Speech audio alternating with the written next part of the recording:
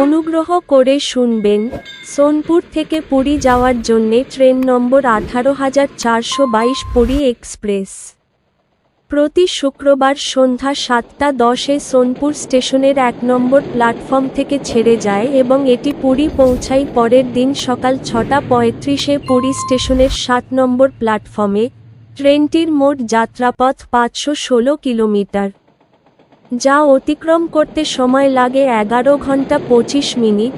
এই ট্রেনের গড় গতিবেগ 45 কিলোমিটার প্রতি ঘন্টা এবং সর্বোচ্চ গতিবেগ 110 কিলোমিটার প্রতি ঘন্টা।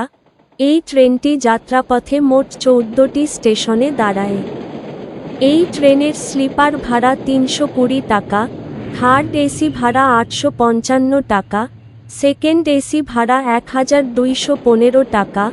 ভিডিওটি ভালো লাগলে লাইক করবেন এবং সঠিক তথ্যের জন্য চ্যানেলটিকে সাবস্ক্রাইব করবেন।